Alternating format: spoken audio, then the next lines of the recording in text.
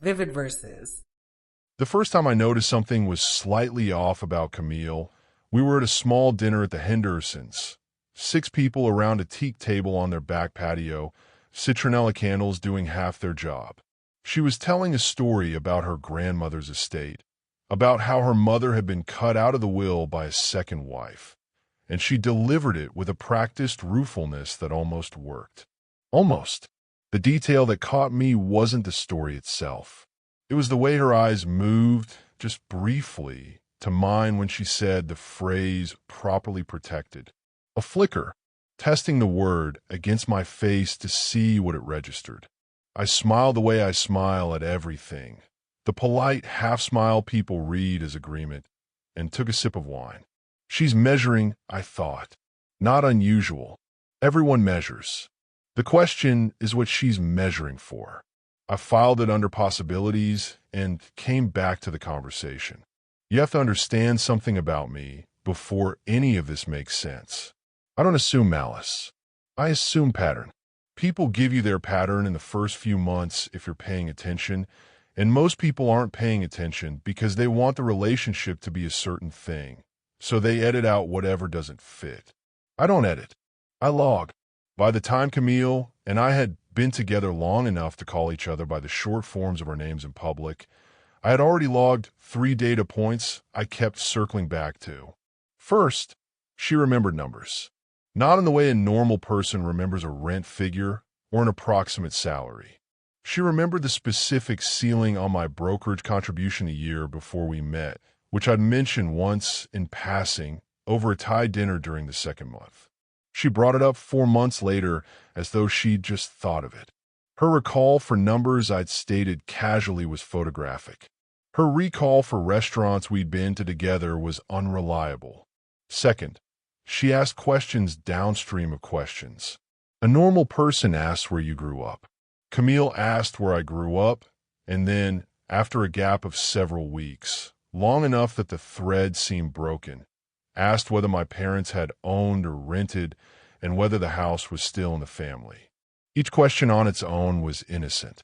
In sequence, they mapped a specific cartography. What I'd inherited, what I was likely to inherit, what already existed versus what was incoming. Third, and this is the one that moved her from possibility to probability in my head, she never asked about my work in any detail that would have helped her professionally. Most people, especially people who are genuinely interested in you, want to understand what you do because it tells them who you are. Camille asked me once, early on, in broad strokes, accepted the answer, and never pressed further. She wasn't interested in the engine. She was interested in the output. Interesting, I remember thinking the evening I put those 3 together on a mental index card. Not conclusive, but interesting. Here's what I didn't do. I didn't confront her. I didn't test her with a fake number to see if she'd repeat it back. I didn't pull back emotionally or start acting distant. All of those are amateur moves, and all of them share the same flaw. They tell the other person you're watching. The moment someone knows you're watching, the performance becomes more careful, and the signal gets harder to read. Whatever I'd learned from scaring her would cost me everything I'd learned from letting her continue. So I did what I always do when I'm uncertain. I kept my behavior identical and changed nothing on the surface. Underneath, I did 3 things. I called my attorney and asked him to pull the trust documentation for review. Nothing urgent, just a general health check. I called my financial advisor, a woman named Harriet whom I'd worked with for nearly a decade, and told her I wanted to add a light flag to my account. Nothing dramatic, just a note that any unusual inquiry from a third party, even one I'd introduced, should be routed to me before any information was shared. And I took the prenuptial agreement I'd had drafted years earlier, long before Camille, and asked my attorney to refresh it against current law, because I wanted the document to be airtight if and when I ever needed it. None of these were reactions to Camille. The trust had existed for a long time. The prenup had existed for a long time. Harriet already treated my privacy like her own. I was simply tightening what was already there, because tightening is free and looseness is expensive. If I'm wrong about her, I thought, none of this matters. If I'm right, none of this will come as a surprise to me when it does. That's the whole philosophy, really. Be indifferent to being wrong. Be prepared to be right. The first real signal, not a flicker, a signal, came on a Tuesday evening in our apartment.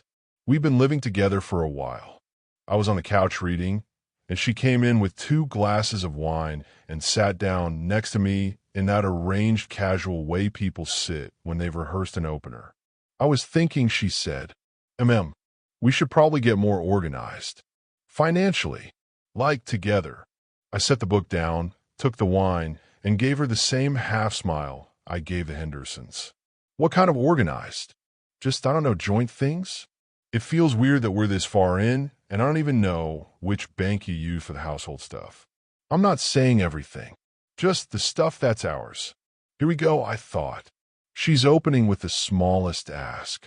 That's smart. She's not starting with put me on your brokerage account. She's starting with we should have a shared checking account for groceries. She's building a staircase. Each step small enough to seem unreasonable to refuse. I'll let a beat pass. Not too long. Just long enough that my answer would feel considered.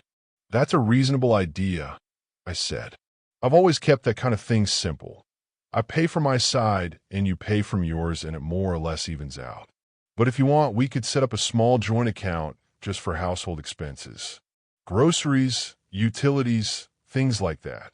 We'd each put in a set amount every month. Her face did something small when I said small. A tightening at the corner. She covered it immediately. Yeah, she said. Yeah, that works. Should I set it up, or do you want to? You can. You know where to go for that stuff. Sure. I took a sip of wine. She took a sip of wine. The staircase had its first step, and the step was exactly as narrow as I decided it would be. No signing authority on anything else. No visibility into anything else. A small, fully ring-fenced account that would never hold more than 2 months of groceries. She'll take the step because refusing it would confirm what the step was for, I thought. And now I know she's building a staircase. She didn't rush the second step. That was what elevated her from amateur to professional in my assessment. And frankly, it was the point at which I started being careful, because amateurs you can ignore and professionals you have to plan around. 3 weeks passed. A month. The small joint account operated as designed. She never once mentioned wanting more access. She asked about it approximately as often as you'd ask about a mid-sized appliance, which is to say, not at all. Then one morning over coffee she mentioned, in the breeziest possible tone, that her sister had just gone through a nightmare because her brother-in-law had died suddenly without a proper will, and the probate had been, in her words, a catastrophe. It just got me thinking, she said, I don't even know if I have a will. Do you? I feel like we should both have that stuff sorted. I have one, I said. Really? What did you do it? A while ago. Who's in it? I looked at her over my mug. This was the moment. Don't flinch. Don't editorialize. Don't make her feel seen. Family mostly, I said. I update it every few years. It's probably due for a refresh. She nodded, and I watched her not press further. That was the tell. A normal partner, having opened a conversation about wills, would have either pushed, am I in it? Or retreated entirely. Oh God, let's not, it's morbid. Camille didn't either. She absorbed the information. He has a will, he updates it, he didn't volunteer whether I was in it, and moved on to what she was making for dinner. She was patient. She was very, very patient. And she was operating from playbook. The will question wasn't the ask, I thought, watching her rinse her mug. It was reconnaissance. She was checking whether the door was open or closed. It's closed, so she'll look for another door. I drove to work thinking about doors. The third signal, which I class as confirmation, came about 2 months later, and it came sideways. I got a call from Harriet at 2:47 in the afternoon. I remember the time because I was between meetings and I remember her voice before she'd said anything substantive, because Harriet has two voices, her normal voice, which is warm and slightly dry, and her something you should know voice, which is perfectly flat. Do you have a minute? For you, always. I had a meeting this morning, she said, with your partner. I didn't say anything for a moment. Not because I was surprised, because I was processing the shape of what had just happened. She booked a meeting with Harriet, without telling me. Framed as what? I assumed she framed it as something reasonable, I said. Getting organized together. Her phrasing. She said the two of you had discussed it, and she wanted to understand the landscape before the two of you sat down to do proper planning together. What did you tell her? Nothing. I told her I couldn't discuss your affairs without you in the room, and that it would be my pleasure to schedule a joint session at your earliest mutual convenience. She was very gracious about it. I'm sure she was. She asked a few questions anyway, just general ones. What sorts of vehicles are typical for estate planning in your bracket? How joint ownership is usually structured, whether there were any particularly common mistakes she should steer clear of. Hypothetical framing. Nothing she could act on. But she was pumping. She was pumping. I stood up and walked to the window of my office. The afternoon was bright and flat, and the city looked small in the way cities look when you're focused on something interior. Thank you for the flag, I said. I wasn't going to tell you anything I wouldn't have told you anyway. I know, but I thought you should know she'd come in. You were exactly right to. Is everything... Everything's fine, I said. Everything's precisely as I expected. There was a small pause. I'll mention, gently, Harriet said, that in 22 years of doing this, I can count on one hand the number of partners who have booked a solo meeting with a client's advisor without the client's knowledge. It is not a neutral act. No, I said. It is not. We rang off. I sat back down. I did not return to my emails for several minutes. She went to Harriet, I thought. Not the attorney, because she doesn't know who the attorney is. Not the bank, because the bank would route any substantive inquiry through me. She went to the one person she knew, by name, who had any visibility into my financial structure, and she tried to use familiarity and plausible framing to extract a map. That isn't a flicker. That's a move. I sat with it. I did not feel angry.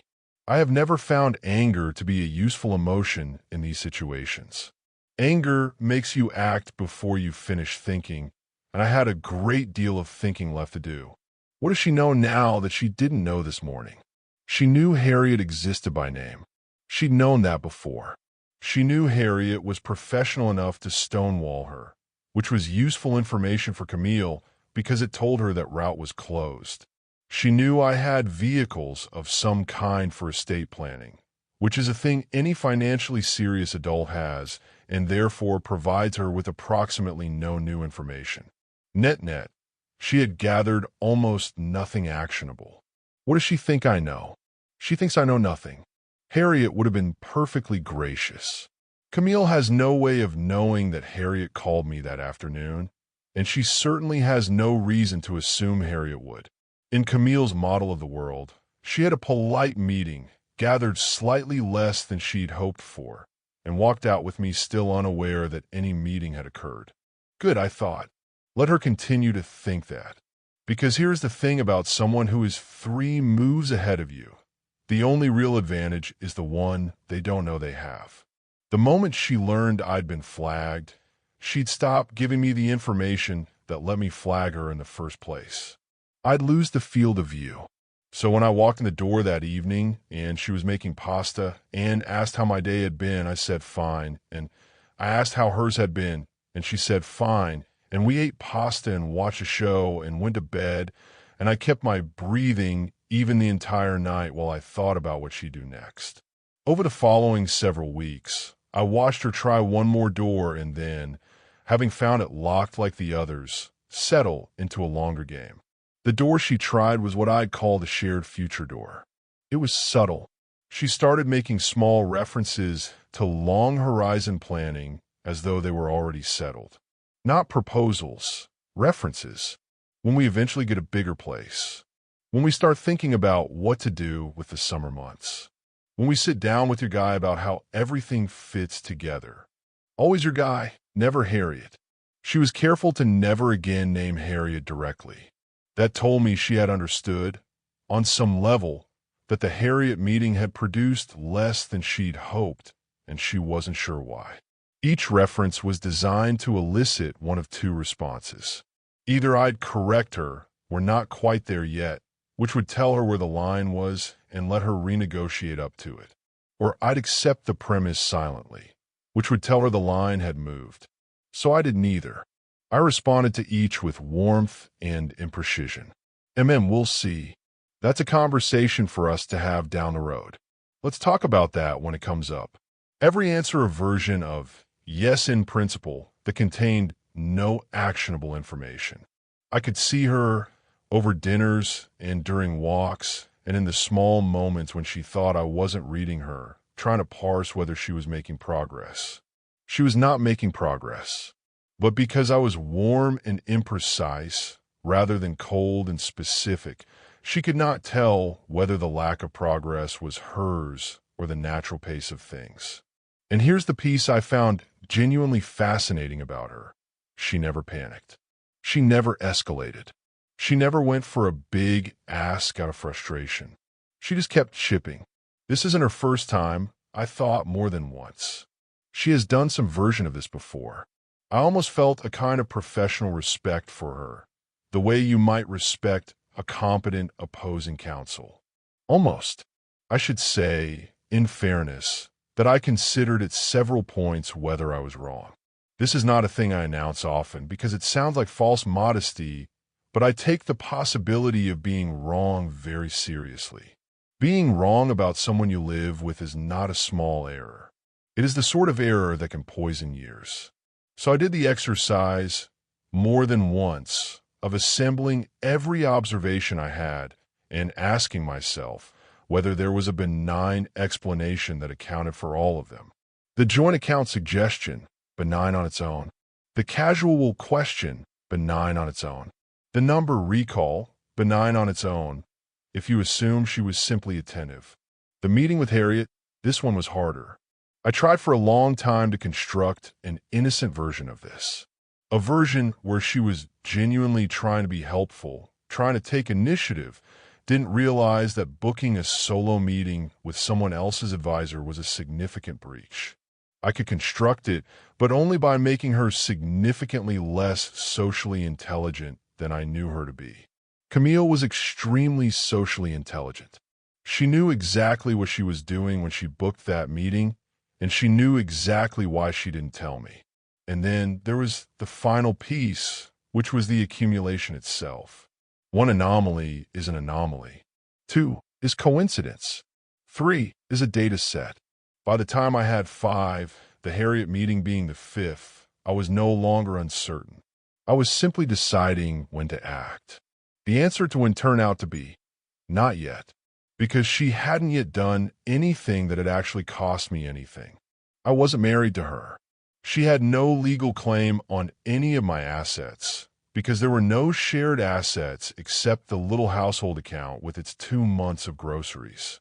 Every structure I had was either inside the trust or individually titled or already governed by the prenup I'd had refreshed, and which, importantly, she did not yet know existed. I had not asked her to sign it because I had not asked her to marry me, because I had never intended to, which brings us to the thing she was actually waiting for. I realized, about 3 months in her longer game, that she was pacing toward a proposal. Not hers, mine. She had calculated correctly, I suspect, based on the average behavior of the average man at our average point in a relationship, that sometime in the next several months, I would propose marriage. And marriage, in her mental architecture, was the key that turned everything. Marriage produced spousal rights. Marriage produced a legal framework. Marriage produced, eventually, and through enough patient chipping, visibility, and access. She was not wrong about the statistical base rate. She was wrong about me. I had never proposed to anyone in my life, for reasons I won't go into, and I had no intention of breaking that streak. I had also, years earlier, made a specific and unsentimental decision that if I ever did marry, it would be under a prenuptial framework so complete that marriage would change almost nothing about my financial structure. The prenup, the trust, the separate titling. These were not defensive measures I had scrambled to put in place because of her. They were the architecture I had built for my own life, long before her, and she had walked into a house that was already finished. She did not know any of this. She had constructed, in her head, a man who was going to propose and a man who had not thought about these things. What she was actually living with was a man who had thought about these things for a decade. I watched her wait. I watched her angle. I watched her engineer the kinds of moments that, in romantic comedies, are supposed to prompt men to reach for small velvet boxes. Candlelit dinners with her best stories.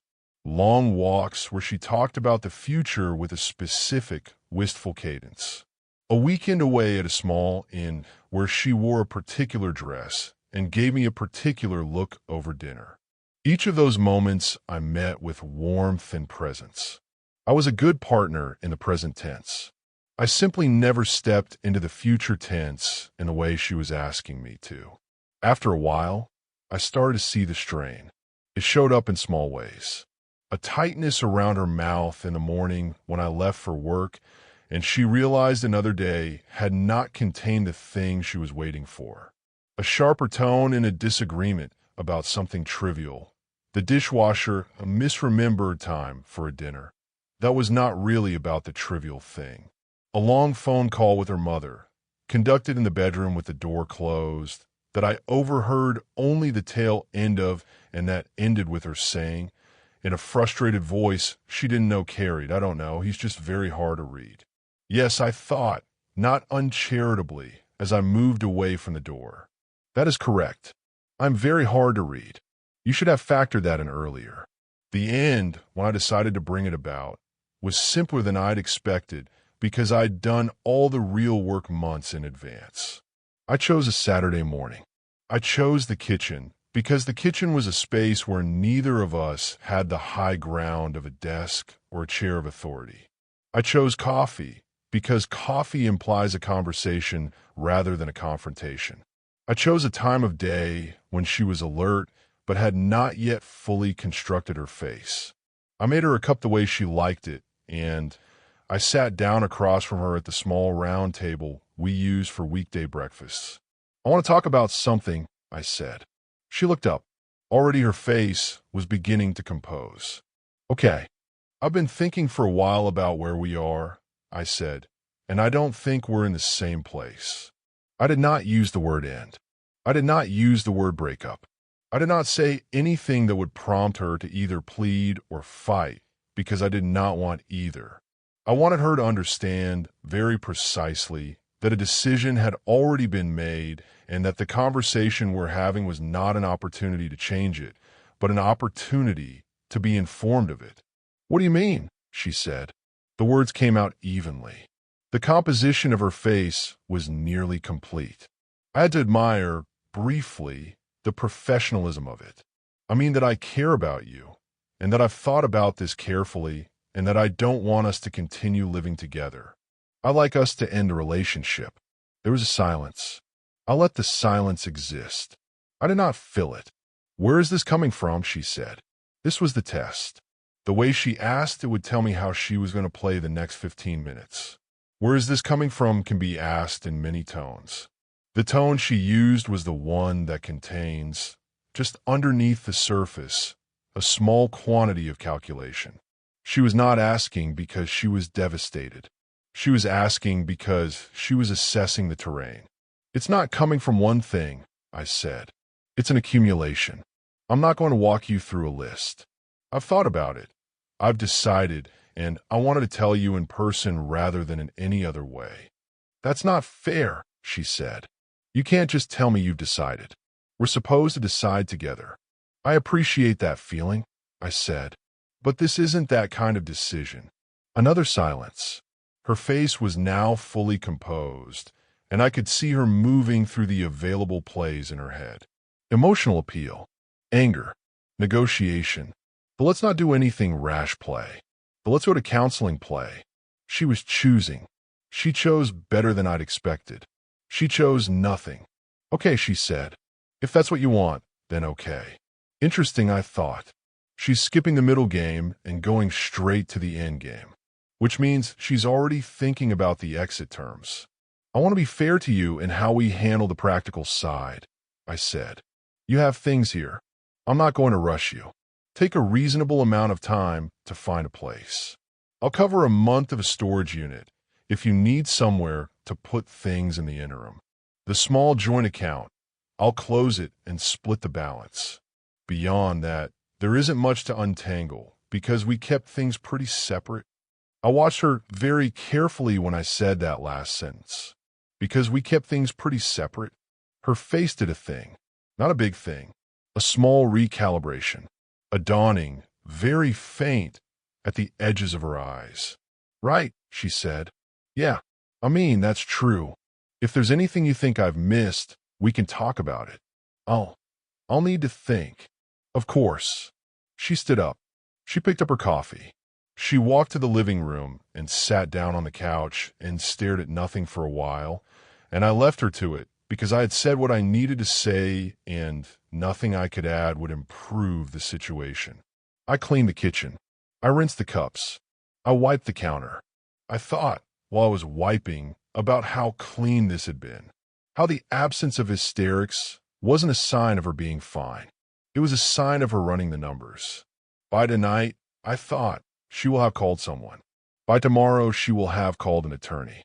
Within the week, she will learn what I already know. She called an attorney on Monday. I know this because on Thursday, her attorney's assistant, by some minor clerical error, called my office to confirm an initial consultation meeting, apparently thinking my number was a reference she'd provided. The assistant realized the mistake almost immediately and apologized and ended the call. The name of the firm stayed with me, though. It was a reputable firm, not a bargain outfit. She had gone for the best she could afford, which suggested she believed there was real money on the other end of the process. I was interested, in a detached way, in how long it would take the attorney to tell her what I already knew. It took 3 consultations. I know this because she told me during the conversation we had when she came back to the apartment to collect the last of her things. She did not tell me in so many words. She told me by the way she could not meet my eye, and by the way she handled the cardboard boxes with a kind of focused aggression, and by the one sentence she said halfway through when she was standing in the doorway of the bedroom with a lamp under one arm. You had all of this set up before we even met, she said. It was not a question. It was the closing argument of a case she had already lost. I was sitting on the end of the bed because I had decided to be present for the collection rather than absent for it, which would have felt cowardly. I looked at her in the doorway with her lamp, and I thought about what to say. Say as little as possible, I thought. She is not looking for information. She is looking for an admission she can use for something. There's nothing to use it for, legally, but emotionally she is looking for a sentence she can replay to herself later that makes her the victim of a scheme rather than the author of one. Yes, I said. I did. The prenup. The trust. All of it. Yes. Why didn't you tell me? This was the question I had been prepared for. I had thought about it at some length, because it was the only question she could ask me that had any real bite. The honest answer was, because I needed to see what you would do if you didn't know. But I was not going to give her the honest answer, because the honest answer would confirm every suspicion she had about her own miscalculation, and I had no interest in providing her with either clarity or closure. Because they didn't concern you, I said. They existed before you. They would have existed if you had never come into my life. They weren't a reaction to you. They were the shape of my life. She looked at me for a long moment, and I saw, very briefly, something real cross her face. Not hurt, not anger, a kind of professional recognition. The look of someone who has been checkmated and is, on some level, acknowledging the skill of the play, even as she hates everything about the outcome. "You never trusted me," she said. "I treated you kindly," I said. "I was honest with you in the ways that mattered. I did not hand you a map of my life because no one hands anyone a map of their life in the first year. That isn't the absence of trust. That's just how adult life works." "You knew," she said. "You knew what I—" She stopped herself. She caught herself one word short of the sentence. "You knew what I was trying to do." She did not finish the sentence, because finishing the sentence would have been an admission, and she was too careful even now to make an admission out loud. "I know what I observed," I said. "I know what I decided. The rest is your business." She stood in the doorway with the lamp, and for a moment I thought she was going to say something else, something that might have actually been honest. But she didn't. She turned and walked back to the living room and continued packing her boxes. I sat on the end of the bed for a while. I thought, not for the first time, about the strangeness of what happens when you let someone run their play to completion. You get to see, in full detail, the exact shape of what they would have done to you. And once you've seen it, there is no unseeing. There is only the quiet satisfaction of having built the thing that made their play impossible before they had ever walked in the door. The architecture was already there, I thought. All I did was not dismantle it. The last thing she said to me, on her way out, was not hostile. It was something else. I've thought about it since, and I still don't know exactly how to classify it. She was at the door with her last bag. The storage unit key, the one I'd prepaid a month on, as I told her I would, was in her hand. She turned around in the hallway, and she looked at me, and she said, "How long did you know?"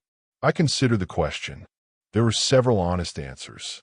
I could have said, from the dinner at the Hendersons, when you said the phrase "properly protected."